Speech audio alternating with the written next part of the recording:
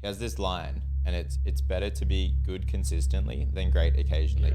And I love that. And especially when we look at the context of this, like none of us were really physically prepared for this. So we go out and do this great thing, and it's like, that's a one-off. So we're just being great occasionally. And what will allow us to be good consistently is like going walking sets, like walking 7 days a week, training, building up for this. So you can do this amazing feat and not be injured and not have to question like, oh, should I pull out or should I keep going? Is this genuine pain and a like long-term injury, or is it just a little niggle? In 1837, Horace Mann created the education system, a system at the time designed to pump out factory workers and professors. The same system that is still being used today in the 21st century. Now, Mann's system is backfiring. We are being moulded by the same industrial system that has existed for close to 200 years. That system delivers us into a digital economy that has no need of our outdated skills. This isn't our teachers' fault. This isn't the government's fault. This is due to a rapidly changing world full of technology and unforeseen circumstances. And us Gen Zs are caught in the middle. Welcome to the Driven Young podcast, the podcast for stressed, overwhelmed young Australians, teaching you practical life skills you can implement now to set yourself up in life. And now your host, Byron Dempsey. Welcome back to the Driven Young podcast. Today I'm joined by Annalise and Josh. Say hello. Hello. Hello. This is a triple. I've only done one triple episode, as in 3 people before, and that was like episode 10. Yes, so this is going to be a good one. And this is a niche episode. So last Saturday, almost a week from today, we went out for Friday night, we all went out to dinner. And then we hopped up at 3:30 in the morning to walk 80 kilometers from Bondi to Manly, which are 2 suburbs in Sydney. And it's a very beautiful walk. It's along the coast, but obviously it's a massive walk. And I guess I'll just give, how it came together. And then I want to unpack the struggles we went through, what we learned from it all, and just get different perspectives and stuff. But I mean, the reason it came together is I've been walking, my mum discovered this walk and she's practicing for a walk to walk the last 100 kilometers of the El Camino next year. And we've been walking 10 kilometers of it. So it breaks up into 10 kilometer chunks. And I remember I said to her, I was like, do you reckon anyone could do it in one day? And she was like, whoa, that would be tough. Saucy question. And then later on, she sent me a photo of a screenshot that she found of people who had done it in one day. And I was like, okay, so it can be done. And then I was with Josh and we were like, getting coffee at the Sunrise. And I was just like, I want to try do Bondi and Manly in one day. It's 80 kilometers. And in my head, I was like, we could do it in a few months. And then I get a calendar invite 2 weeks later. And I was like, what's this, Josh? He says, we're making it happen. We're doing it. Can I ask, interestingly, if you hadn't have found photos of people that had already done it, would you have still been inclined to do it? Yeah, definitely. But I think that it was just an afterthought. And then when she sent that photo, I was like, oh, yeah, that's right. And then I was like, okay, it is doable. Let's do it. I think, 80 kilometers, I know that's a number that is doable. It just could take you a very long time and could be very difficult. And then, 2 weeks later, Josh and I organized it. We invited Pace. Pace invited you, and then a few of you, two other friends of yours, Josh, came along. And I guess I won't reveal what happens, but we attempted to walk the full 80 kilometers to Bondi and Manly. And I guess I just wanted to unpack what was going on in your guys' heads, what were the lessons we learned, and I guess just see where the wind takes us. I'd actually love to start with the question that Josh asked before we started the walk, which was, why are we doing this? I think that's a great place to start. Okay. Would you want to go first, Josh? Yeah, for sure. I have to give credit to Pat. So he actually was thinking about that and asked me that question.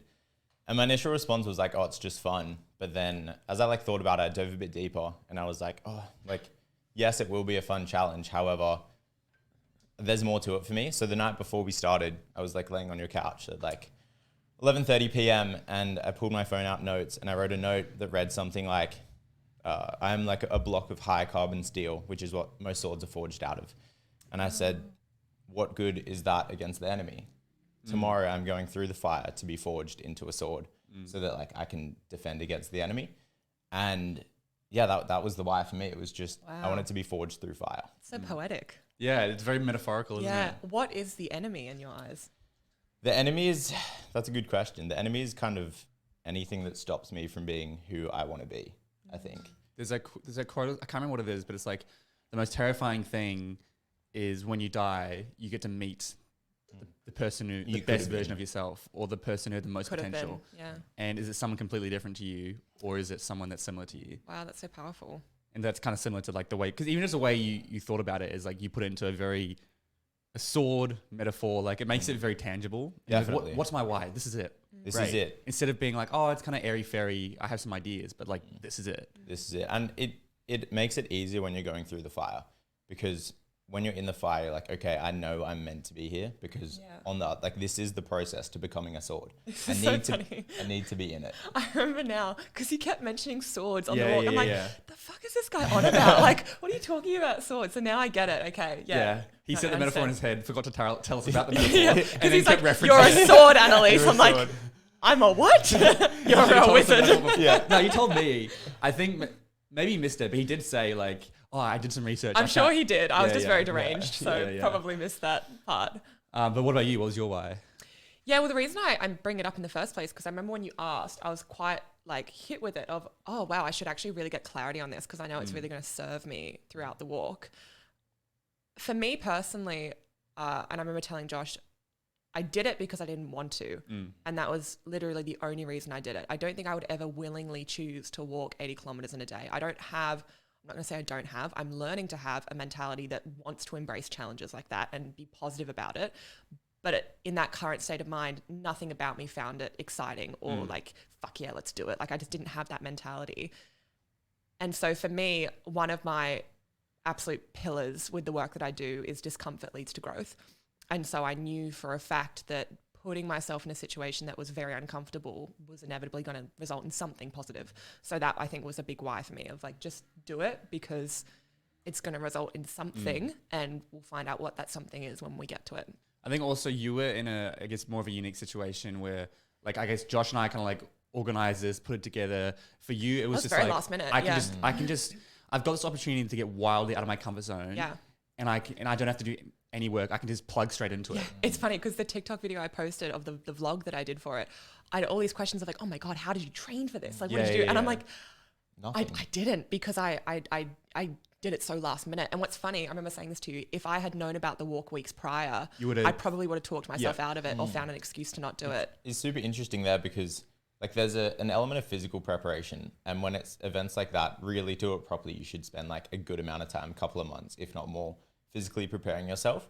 And then there's the mental prep, and you get confidence like mentally from the physical prep. But when you don't have that physical prep, it's like you can either have one of two ways, where if you have a couple of weeks where you know about it, mentally you can like really try to hone in on it, or as you said, like you can talk yourself out of it and be like, no, this isn't right, I shouldn't do it. Yeah. So for me personally, I find mentally I love like a little bit of time to prep, like whether it's we had like a couple of weeks and I can just zone in back, right, like this day I signed a contract with myself, I'm walking 80 kilometers. Yeah. No ifs, ands or buts, like I'm doing even it. Then we were quick. It was like a week and a half probably from when we put the date in, or like Definitely, 2 weeks. But I do, that's a huge issue I'm seeing with young people in general. Like we spoke about like Empower You, which is a program I help Brian and now Annalise is on board with, and you've attended it, Josh. We get so many people dropping off on the day. Yeah. Yes, COVID and the flu is going around, but I also think people are using that as a bit of a scapegoat. Obviously some people genuinely have it. It's always hard to tell. But I do think giving them time to sit, you start to talk yourself out of it. You start overthinking, and that's just the nature of how it is. Yeah, well, I think it's your knee-jerk reaction to fear. It's how does your body obviously like kicks into fight or flight, and it's like, I don't want to do this. So the easiest option is to just not do it. But for me, interestingly, having time, and we'll come to you with your why, but having time for me to reflect on it, since I realized so much of my life, because you mentioned before mental, the walk for me now, and I'm sure we'll touch on this, was so much more about mental discipline than physical discipline. I'm sure you can all agree. But for me in my life, I've applied a lot of mental discipline to study and to business. And so I'd never done it to some kind of physical challenge. And so I think where my almost absence of faith came in, or my moments of doubt in the walk, was because I was literally in terrain that I hadn't, that I hadn't been in before, because I, was used to cramming for an exam, or I was used to doing all nights to, help my business survive, or whatever it might be. But in terms of actually just taking one step after the other to push yourself through something that was physically draining, it was something I hadn't experienced before. So I think that's why it was so challenging at the time. Yeah. What was your why? I mean, it's just a challenge. I guess for me, contrasted to you, I guess I think it's also part of being a guy. We get pushed physically out of our comfort zone. It's just more of a culture. Like you were the only girl on the walk, right? Could we have found another girl? Honestly, I don't think I could have. Who would want to do it?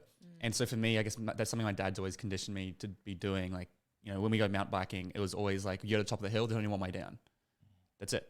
There's no going back. It's one way down. Yeah. And so for me, that was that. And I feel like I haven't got out of my comfort zone in a while. I hadn't done something that was challenging physically in a long time, especially since, you know, I stopped playing sport since I started running power use on the weekend, which means I couldn't do sport, which means I just haven't found time to do outside of the gym, which is not, you know, it's just we're lifting weights and it's not endurance. It's not endurance. Yeah. It's not long term. There's no mental real battle in the gym except for like the last 2 weights or something, but it's over and it's a very short amount of time. Like the average gym session, if you're there for like an hour, the average time that you're on load is about 11 minutes. Really? It's not long. And when you think we were walking for 20 hours, that's 20 hours under load versus 11 minutes. So night and day. Exactly. And so, I guess it was just, I don't know, just something I didn't have a huge, powerful why. I just wanted to challenge myself. Yeah. And I just wanted to see if I could do it. I tell you what though, I actually question whether I could have done it if I did it solo. Oh, I don't think I would have. Like, no, definitely not. I think having a group and also such a motivating and, you know, disciplined group. I had a moment, like you remember, just before the Harbour Bridge, where I could feel internally, because the Harbour Bridge was my mental goal. Yeah. So I knew my commitment when I started the walk from Bondi. I was like, if I can get to the Harbour Bridge, that is huge. And then that's about 35 kilometers. That was about 35 k's in. Yeah. So I was like, if I can do that, almost halfway. Yeah, almost. So I was like, if I can do that, that's amazing. And it was like a physical milestone as well, and like crossing over. It's very metaphorical. So I was like, yes, amazing. Just before we got to the bridge, I had this moment of like internal panic where I realized, is my body about to give up because I'm about to reach my goal? Like, am I going to give in after the bridge because I've reached the goal that I set for myself? And it was, a real factor for sure. It was this moment of panic almost, where I had so much shame isn't the right word, but I was very disheartened, and I was like, I actually wonder whether I can finish it or whether I can do this. And it was really emotional for me. I was really proud to like get to that point. I think for me, walking over the bridge, that was my first real like moment where I connected with the purpose of the walk. What was your first moment like that, Josh? Did you have one? Yeah, I think, the whole walk for me was amazing. Yeah. Start to finish, it was a wild experience. Can I just say as well, what a bloody trooper you were the whole time. I remember saying to Byron afterwards, I did not hear you complain once on the walk. Like at all. I didn't hear any negativity. I didn't hear any words of doubt. You were just this, like, for lack of a better word, sword for the whole team. And you just kept soldiering on. Like, you were just so amazing. Yeah, it was amazing. Like, I think I'm not an endurance athlete by any sorts, but I've done like a lot of endurance events, like some bikepacking, big hikes, run a marathon, things like that, triathlon. And what was your biggest up until this in a day? Kilometer wise, that was the biggest walk I'd done. I've did a 10-day bikepacking trip, which was the hardest thing I've done. That was 1,000 Ks, 10 days, 24,000 meters elevation gain. Like, that was wild. And for me, it's like, it's the 10 days. All it is time. My friend says to me, when you've done enough hard things in life, it stops becoming hard. It just becomes long. Yeah, right. So it's time spent during it. It's just long. I've been there before. I know what the pain is. Yes, new niggles and twigs will come up, but it's just long. So for me, mentally going into this, I'm like, right, I know it's going to be long. I know it's going to be hard. Unexpected things will pop up, but also I'm walking. And it was the first time I'd ever done a long walk without a lot of weight on my back, because usually I'd go hiking. Yeah. So that was so nice to just like feel the effects of not having like 20, 30 kilos on my back. And as we were walking, honestly, for me, everything changed when I like hung back and waited for you and Dale at the Spit Bridge, like just after the Spit Bridge. Which is like 60 kilometers in. Yeah, about 60K in. So it's nighttime as well. It's nighttime, head torches are out, which is a completely different dynamic as well. Yeah. Because you go from seeing everything, having all this stimulus, to all of a sudden, like this little patch of light in front of you, that's your world. That's it. Yeah. Everything else outside of that is your imagination, because it's so dark you can't see. Yeah. So it's kind of cool where you can hone into this little circle and you pay more attention to the rocks and the dirt and the leaves. But then you also let your mind wander as you just look out into the unknown. And then seeing you guys come, I was like, oh my goodness, Annie is like, wow, Ruined. she's doing it really, really tough. Yeah. And just to highlight like how tough you were doing it. Like Dale was like basically supporting you. Yeah. You were taking one step at a time. Like it was clear that your mind was like, all right, I have to focus on one step. That's all I have left is one step. You kept going, and it was like every step was just agony. Like it was your glutes, I think you were saying, and your hips. Yeah, I was just like in so much physical pain. I was exhausted. Like I was so tired. We established I hadn't eaten enough during the day, so I was like low on fuel. I ripped into Annie afterwards. I think that was a really. But silly thing. you don't know what you don't know, and I'd never done it before, so I didn't know how to prep. But I know for next time. But I've never experienced such a physical low. I mean, to give clarity, like Annie was pretty much gone by the bridge. I mean, I think it's interesting the point you made. Like, were you worried your body was going to give up once you hit this goal? Yeah. Because that's what the body does. It's like even when I have to go to the toilet. As soon as I'm within range of a toilet, bang, I got to go. If I'm going to know where to go, my body knows I don't need. I can't go. And so, you know, by setting the goal of the bridge, I think you're better off to set a milestone. Because if you do set that goal, there is a part of you that goes, am I just going to I get to cross a bridge, then my body goes, that's it, done. Yeah. Well, I remember this is what Josh told me, which was like everything on the day, man. You were such an angel. But I remember he said to me, and this will stick with me forever now, is he was like, Annie, if you're focusing on the 40 Ks and you're focusing on the 80 Ks and getting to Manly, you're never going to get there. Like, take it one step at a time. Focus at getting to the top of the stairs, then focus to getting to the end of the street, then focus on getting to the next tree. My focus after the Harbour Bridge completely shifted, because rather than focusing on, oh my God, we've got to get to Balmoral next, and that's 20 Ks away, it was, let's get to the bottom of the stairs. Okay, great, now let's turn the corner. And it became these little bite-sized goals that every time I did it, it gave me a little bit of confidence of, oh, okay, I did it, I can keep going.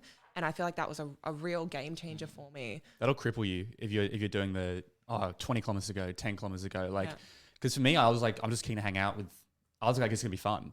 Like, I didn't actually think about the distance at all. I was just like, I'm just here to have fun. Like, it's a nice walk.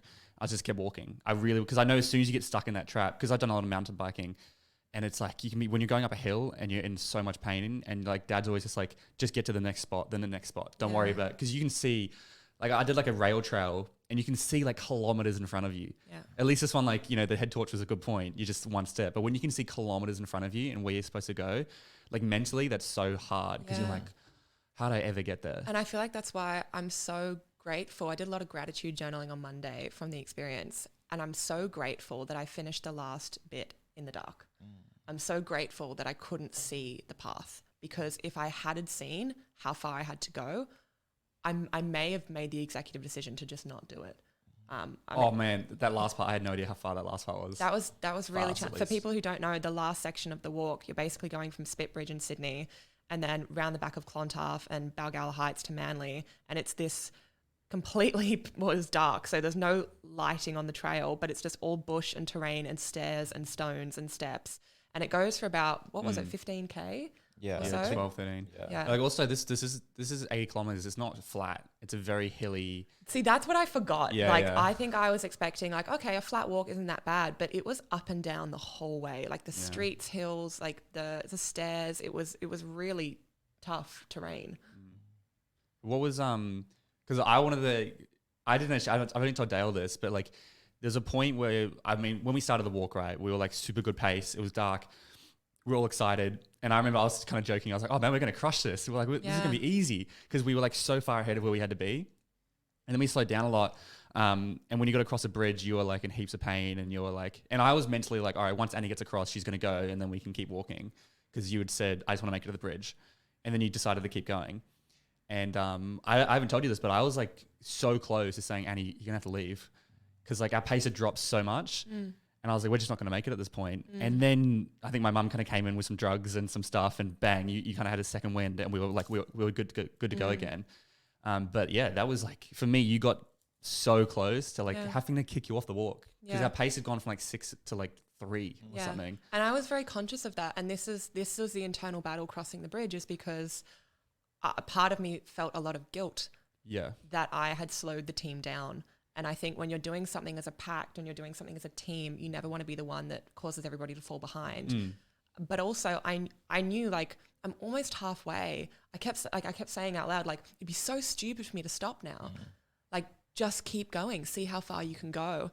And honestly, if your mum hadn't have come with the ibuprofen. Mum freaking, she came in She's clutch. superwoman. Like, like Karen, you're an absolute legend. Like, she came in and just saved the day. Like, it was, I think, being able to take some like painkillers and, you know, feel my legs properly again, and then get something to eat, and my spirit just perked up. And I felt like when everybody else hit a low, I hit a high, and I was like, all right, team, like, come on, like, let's. Which is so important when you're a part of a team. Like, as you were saying, you were carrying guilt, like you're carrying that is more weight added to you, which is slowing you down even more. I think the most important thing you can do when it's like team orientated is any doubts you have. Like, for me personally, I find like for me to voice this right now is not going to do any good, because like I know the pain I'm in, somebody else is in as well. And if I voice that, then it makes it okay for them to voice it as well. And I'm not saying don't voice your pain, but when it's events like this where it's like everyone wants to finish, then it's like, oh, that's an excuse now for us to stop. We can justify that. So I personally find I just keep myself locked in. Like, if I feel pain, cool. I know I have that pain. I know everybody else is feeling pain in their own way. I'm just going to shut up and keep walking. And I think as well, it comes to like, I didn't know you guys in terms of like your mental ability to push through like physical stuff. Like, I know you're very successful in what you're doing career wise, and like you have that drive and determination and that motive. So that is amazing. But when it came to this, I wasn't sure. I knew everyone was capable of finishing. I just didn't know if we all would. To what extent? Yeah. So seeing that, I'm like, okay, like when you were hurting at the Harbour Bridge, I'm like, I know Annie can finish, but I don't know if she will. Like, I don't know if she wants it bad enough. So that's where for me, it was just like trying to like say anything to you to get you motivated, to give like a bit of fuel to your fire. Yeah. And then just seeing you take those little nuggets and run a mile with it was so amazing. It was so encouraging. Oh, thank you. I think it's, I mean, as you mentioned, would you have done it solo? I absolutely don't think I could have done it solo. How come? I think it takes the fun out of it. For me, I mentioned the fun of it was talking with you guys, having conversations, you know, laughing, playing music while like enjoying the journey. If it was just to do the 80 kilometers, it's like, it's no longer, I think I could do it now. I think I could definitely do it now, and I know I'm much more prepared. But yeah, also just like my knee went really early, which is causing me heaps of pain. I already said to you, I caught it going to a bit of a victim spiral in my head, which is where, because at like 16 kilometers, we were walking down a hill and my knee was in so much pain. I was like, far out, this is ridiculous. We're only not even a quarter of the way in. And I hadn't had this pain before. So I was like, is this a genuine pain? Should I actually stop before I injure myself? I can't afford to be, you know, not walking for a few weeks. Or is it just something I need to work through? And I was like, I'll work through it and we'll see how we go for the next few kilometers and keep going and stuff. And then I kept seeing you guys were like jumping around, laughing, kind of running, and I couldn't do any of that. And I was just like, they're going to finish this because they're not in pain. I'm not going to finish it because I've got something wrong with my knee. And that's true. At that point, I don't know what you guys were going through, but like, you didn't seem to have anything going wrong except for just the sore legs. And so I got caught in my head. I was like, the reason they can finish it and I won't is because I've got something wrong with my knee, which is true. But also that's such a bad mindset to have. The worst thing you can tell yourself, because then again, you justify it's justifying. stopping. You validate the belief. Which is what I talk about, the above line, below line. It's like so many people make excuses that are justified, and that's the most dangerous thing. I was justified in pulling out. Any of us would have been justified in pulling out.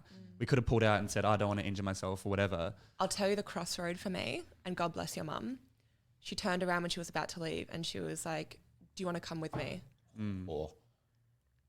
And I remember in that moment, I saw the sliding door and it was like, either I leave with Karen and I go home and I shower and I eat and I get into bed and I relax, or I stay and I push through this and I see how far I can go.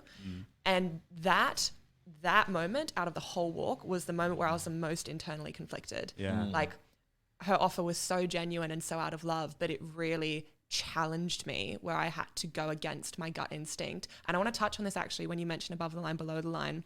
I feel like for young people in particular, there are so many quick fixes and easy ways outs. And I feel like one of the reasons I experienced shame and guilt on the walk is because I was being confronted with all the thoughts that so willingly came up that said, give up. And I'm someone that prides myself on like being able to work really hard and like persevere through things. So the fact that kept coming up over and over again, I was like, whoa, like hold on, this isn't me. And it made me realize like, well, every single time hardship comes up, it's very easy and it's very frequent for people to just not push through. We have too many outs now. We have so many outs now. That's that story I share with Jesse Martin, who sailed, the youngest person at the time to sail around the world solo, and he got asked the question, how come you didn't give up? And he said, I gave up about 10 times, except every time I gave up, I'd start sailing to land, then I'd start feeling better. The dolphin would jump out of the water, and suddenly, you know what, I can do this. And he said a big reason I think too many people can't make it today is because when they give up, they've got too many exits and they're just gone. Yeah. He only had a satellite phone. If he had the technology today, he might have given up because he could just pull out really easily. This is 1999. So that is a huge part. And that's such a good one, like saying, do you want to come with me? Because that was a point where I was like, that was kind of the point where I was about to say, like if you had said yes, I don't think any of us would have questioned you. You might have? Yeah. I would have been like, yeah, go Annie, you're clearly in so much pain. We've been slowing down a lot. This could be good for the group to pick up the pace. But then after that, you really went up. Yeah. Sorry. No, all good. I always have it in my mind because like when there's that out, there's always a question for me that follows, and it's how do I feel if I take that out? How do I feel? So like an easy thing for me that I do quite often last year when I was training for the triathlon, I was doing a lot of swimming, obviously, because it's a part of it. I would go after work, middle of winter, it's dark, 6 o'clock, 6 p.m., raining, cold, the water's freezing, and I get to the pool, nobody's there.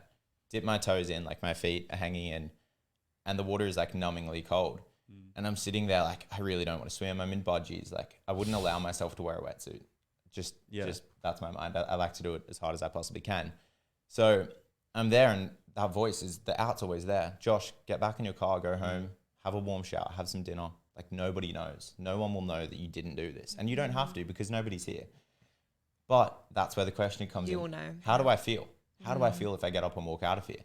And then every time you do that, you just justify how you feel. Exactly. And I think this is where having, yes, with people, but if any of us were with a different group, we might not have made it. Because if we were with a different group that wasn't trying to push as hard, everyone could have just been like, oh yeah, that's all right, you're fine. And this is what I think a lot of people see. They think they're trying to be a nice person by being nice at first, but long term you're hurting that person. And I've found this with like some of the friends I have. It's like I can come across as I say like with Nat, like with her content stuff. I'll say it as it is to her, and I know that makes her feel a bit crap, but it's like it's either that or you just long term. I can sit here and be like, oh no, that's okay. Blah blah blah blah blah. Well, I think the people you want to surround yourself with are the people who want you to grow and want you to be the best version of yourself. And I think those people truly understand that sometimes tough love is the best kind of love. And if you surround yourself with people who butter you up constantly and only tell you what you want to hear, are you in an environment where you're conditioned to grow? Like my job as a coach is not to be your best friend, despite me wanting to be best friends with all my clients, and we end up always being best friends. But despite that, my job is to make you the best version of yourself. And sometimes that is a really difficult thing to do because I have to tell you things you don't want to hear. Every time, probably. Yeah, pretty much. Yeah, pretty much. But one thing, what you were mentioning before about the cold water. Yeah, and just I need to say I never left. I never left the pool. I always got in and did my laps because I never want to meet that guy that doesn't do the thing that I know I want to do and I know I can do. Such a brilliant mentality. Oh, Josh, I'm such a fan. Yeah. But you left another nugget of wisdom. We're going to call them Josh's nuggets of wisdom.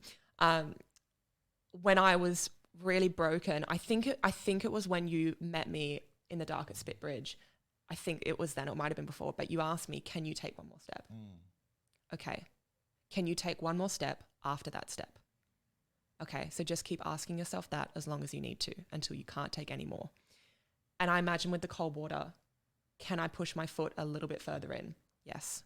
Okay, could I get my leg in? I could. All right, fuck it, let's do the whole thing. Can I start swimming? Yeah. And that's it. Especially for swimming, because you know you're going to warm up as you start swimming. Exactly. And I feel like that is, because and I think it's a fair point, I had a lot of comments on my TikTok with people being like, well, that's stupid, you'd injure yourself, like don't push yourself beyond your limits. When you're very in tune with your body in that sense, if the response to can I take one more step is a genuine no, like I'm actually going to hurt like with your knee. If that was the pain of I actually think that this is causing me detriment rather than doing me good, then of course there are limits. But it's just finding that balance. It is. It's all a balance. Which is so hard because like even like it was a week ago, my knees like hasn't really improved at all. It's still pretty bad. So we'll see how it goes. I think it'll be fine. But yeah, it is finding that balance of I want to push myself to my absolute limit, but I don't want to be silly and injure myself. And that's where Nick Bear, who's an American like entrepreneur and like athlete, he has this line, and it's better to be good consistently than great occasionally. Yeah. And I love that, and especially when we look at the context of this, like none of us were really physically prepared for this, so we go out and do this great thing, and it's like that's a one-off. So we're just being great occasionally. And what will allow us to be good consistently is like going walking. Say it's like walking 7 days a week, training, building up for this. So you can do this amazing feat and not be injured and not have to question like, oh, should I pull out or should I keep going? Is this genuine pain and a like long-term injury, or is it just a little niggle? Yeah. So I think when you can actually be consistent and good, that's when you're going to eliminate all those issues of injury. Because I find personally for me, like I struggle with the side of going too far. Like for me, it's never the question of should I stop? It's like, no, I'm going as far as it takes. And then I pay all the consequences later when my body's injured and broken. And I'm like, I mean, I kind of rate that when you're 20, you know, when you're in your early 20s. It's like, because I mean, what's too far? I mean, you might be sore you might be out for a week or two. Like really, unless you're like breaking bones or like really genuinely injuring yourself properly, too far is probably just going to be strain on your body, which just can recover. And so I'm like, if now's the time to do it, there's no better time. Like you probably can't do that when you're 40. Can I ask, because I feel like it would be of value to a lot of people that are listening, that mentality is not the norm, I would say. There aren't a lot of people that push themselves to their limits in that way or have that kind of mental discipline. How did that form and where did that come from? Yeah, that's a good question. Thank you. I'm full of good questions. Yeah, you are.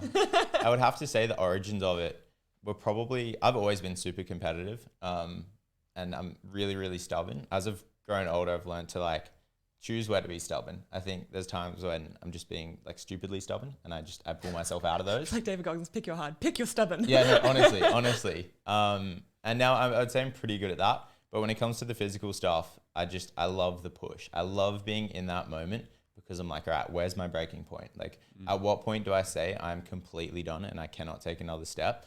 And like, I'm yet to find it. There's been points where I've really been struggling in life and in my physical things that I do, but I haven't found my breaking point. So that's kind of what I'm chasing.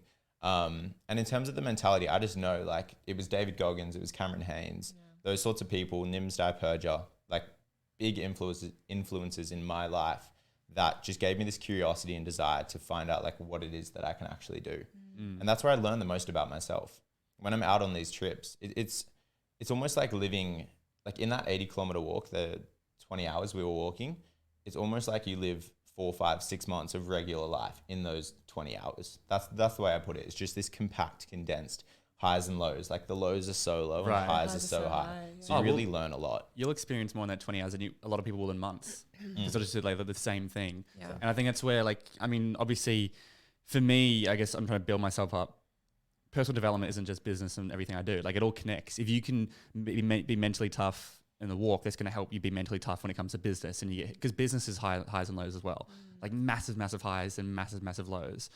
And so I think it all kind of comes together. I also think as young people, it's like during your 20s, it's like, this is what you should be doing. You should be pushing your body to the limit, your mental to the limit, to see where your limits are. So then you can like slow it down and figure out your body as you get older.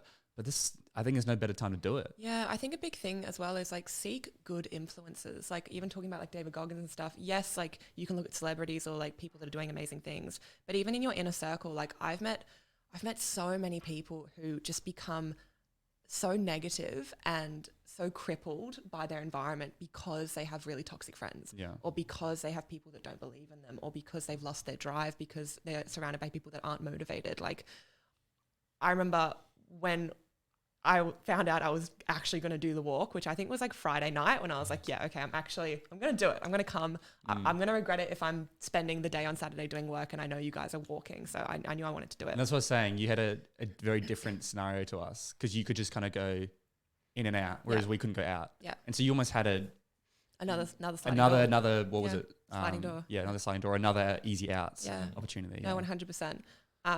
But it made me think, like, I remember such a turning point for me, and I say this very genuinely.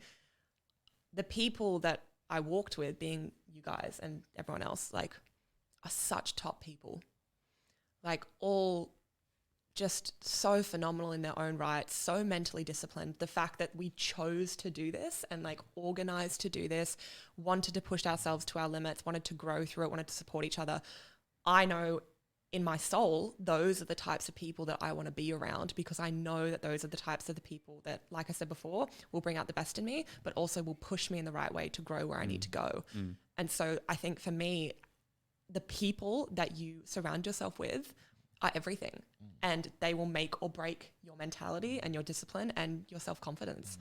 Yeah, it's do they challenge you? That's a great question to ask, like your friends and For sure. yourself about your friends. A good reflective question, yeah. Do your friends challenge you? Another question I had, or not question, I guess, yeah, question I ask myself, but something I've realized is like the immediate like 6 people in my life, it's like I respect all of them. I respect what they do. And there's a lot of my friends that I didn't. Like I like them, they're great people, but I don't respect what they're doing with their life. And I'm not really friends with those people anymore. There's kind of, that's like high school, whatever, that's back in the day. But yeah, I think the immediate people, like, do you respect what your friends are doing? I think it's a really important thing. Like, do you just respect them as a person, their values, what they're doing with their life?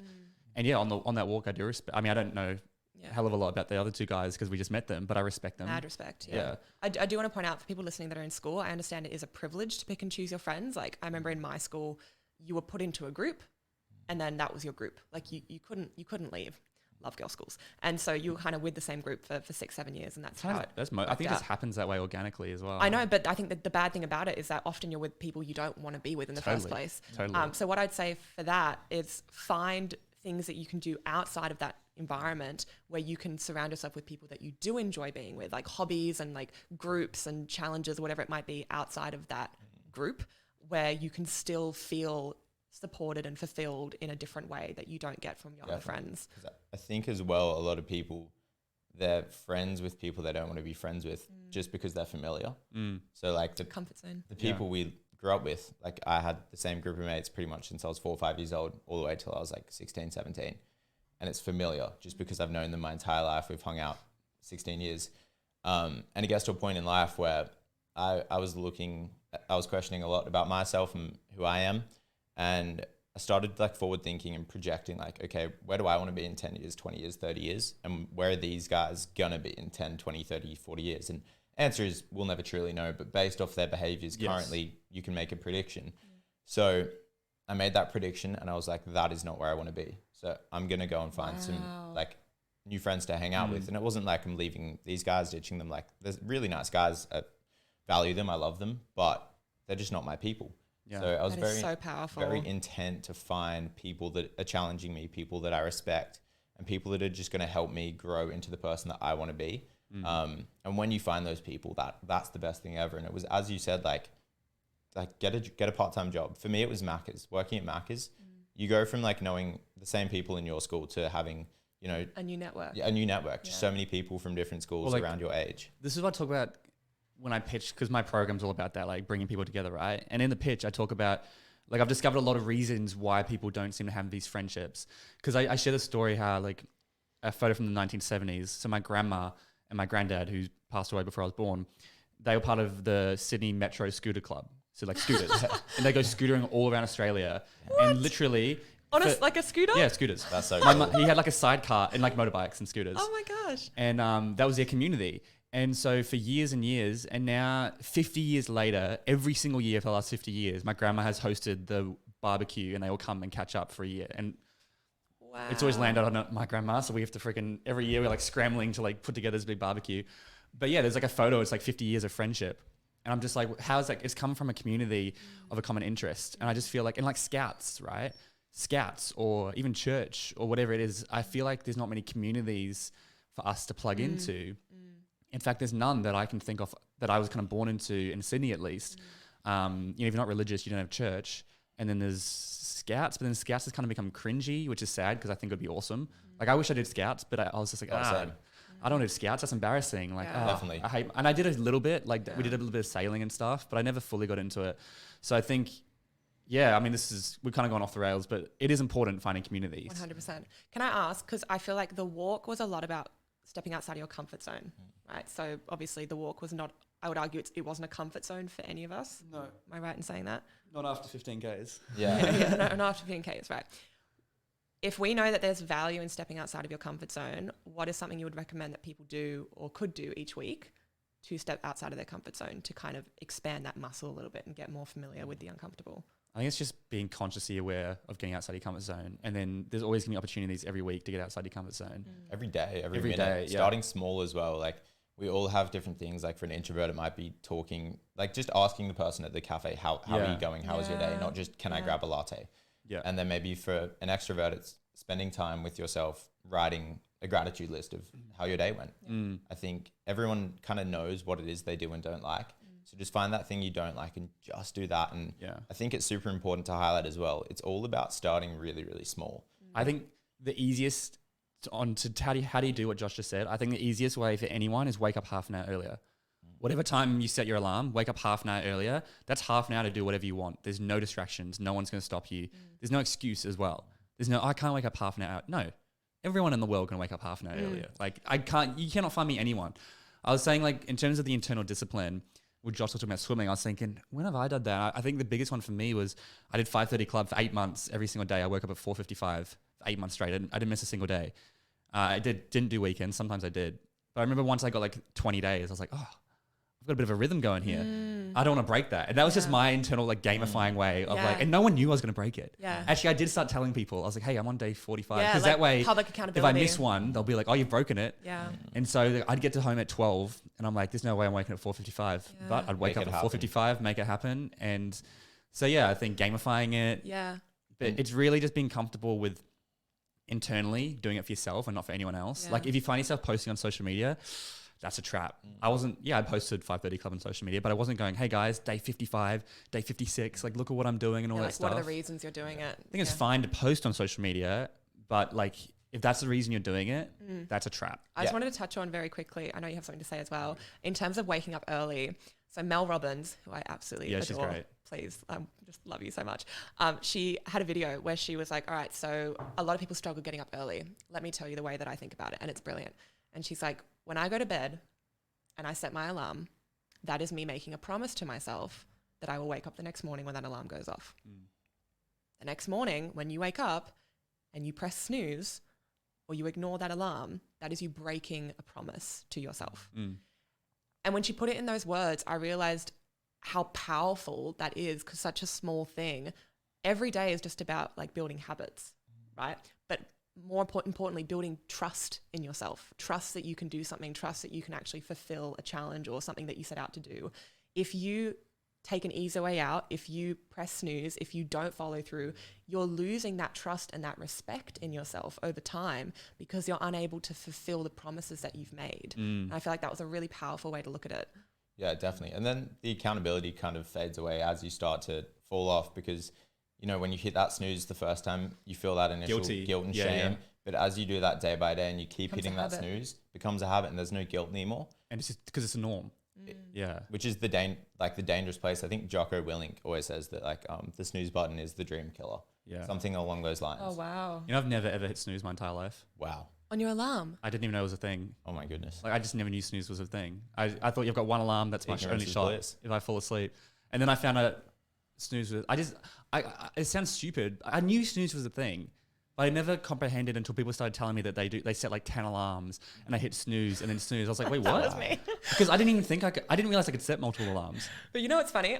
Just jumping, firstly, that's very impressive. And it's not that's like crazy. It's just like, oh, I've never hit snooze. It was just like, I just realized I've never used You wear that badge button. of honor, Byron. That's very impressive. I will now. So just touching on that, when you said, oh, I never set multiple alarms. I was 100% one of those people. When I was in uni, I had a 7 a.m. lecture. How is that legal? Like, and so I would set like 8, 9 back-to-back alarms to make sure I would wake up to get to this lecture. Interestingly, now in the past 2 years, because I've done so much to work on my daily routine, to do things in my day that I love, to start a job that I love, to do things that I love, to live a life that fulfills me and gets me excited, it is now a pleasure to get out of bed because I'm excited for the day ahead. Yeah. That rhymed. And so what's really interesting with the idea of waking up, if you're waking up for something that you don't want to do or you don't enjoy, obviously it's going to make it a lot harder. But bring it at 360, the walk that we did, when that alarm went off at 3:30, I did not want to get out of bed. That was something I did not want to do.